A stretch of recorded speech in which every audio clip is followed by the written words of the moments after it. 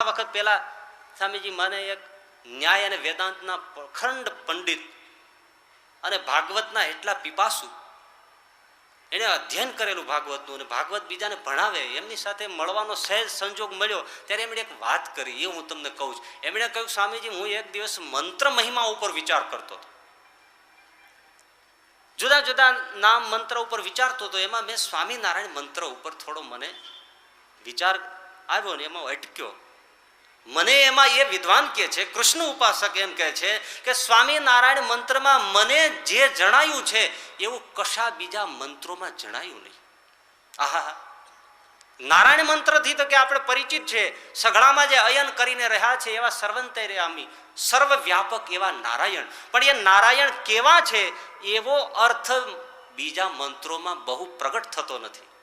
પણ સ્વામિત્વ વાચક મંત્ર જોડીને સહજાનંદ સ્વામી સ્વામિનારાયણ મંત્ર આપ્યો પોતાનો, એમાં એ અર્થ નીકળે છે કે સઘળામાં અયન કરીને વ્યાપીને રહેલા એવા નારાયણ પાછા કેવા, સર્વમાં વ્યાપક અને સર્વના સ્વામી, એવો એક અર્થ માત્ર સ્વામિનારાયણ મંત્રમાં જ પ્રગટ થાય છે, બીજા કોઈ મંત્રમાં પ્રગટ થતો નથી. અને આ મંત્ર તો સ્વરૂપવાચક છે, એમના શબ્દો જોજો, રૂપવાચક નથી, સ્વરૂપવાચક છે, પર સ્વરૂપવાચક આ મંત્ર છે. રૂપવાચક એટલે લક્ષ્મીનારાયણ, નરનારાયણ, આ રૂપવાચક છે. તરત આપણી સામે લક્ષ્મીજી અને નારાયણનું રૂપ પ્રગટ થાય. આ સ્વરૂપવાચક છે, વ્યાપક અને કંટ્રોલર, અદ્ભુત મંત્ર છે. એટલે એ વાત એમણે પણ એ કરી કે જો સ્વામિત્વ વાચક મંત્ર નારાયણની સાથે છે એને પણ જો કોઈ વ્યક્તિ કે સંતમાં જોડી દેવામાં આવે તો સ્વરૂપવાચક મંત્રનો મહિમા ઉલટાનો ઘટીને રૂપવાચક મંત્રમાં થઈ જાય છે. માટે એ રૂપવાચક ન રહે અને સ્વરૂપવાચક મંત્ર રહે, એમાં જ સ્વામિનારાયણ મંત્રની મહામહિમા અને ગરિમા છે.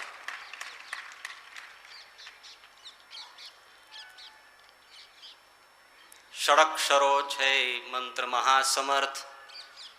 આ 6 અક્ષરનો મંત્ર મહાપ્રબળ છે.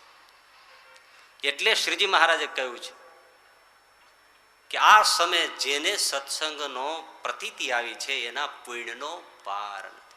અરે પશુનું પણ કલ્યાણ થાય છે તો બીજાની શું વાત કરવી. એવો આ પ્રબળ મંત્ર છે, એવો આ પ્રબળ સત્સંગ છે. આ ગુંદાસરા ગામની અંદર મૂળજી ભગતે પોતાની ખેતીમાં કામ કરતા બળદને માંદગી આવી, વિચાર થયો કે અમે દશાંશ વિશાંશ આપીએ, બધામાં આ બળદનો પણ ભાગ છે, બિચારો આ પીડાય. એમની પાસે બેસીને એમના સ્વામિનારાયણ મંત્રનો જાપ કરી કરી રાતના 2:30 વાગે શ્રીજી મહારાજ એમને આવીને તેડી ગયા. એવો આ સત્સંગનો પ્રતાપ છે. એ સત્સંગ મને તમને મળ્યો છે. મારા જનને અંતકાળે જરૂર મારે આવું, બિરુદ મારું બદલે નહીં, સર્વે જનને જણાવવું.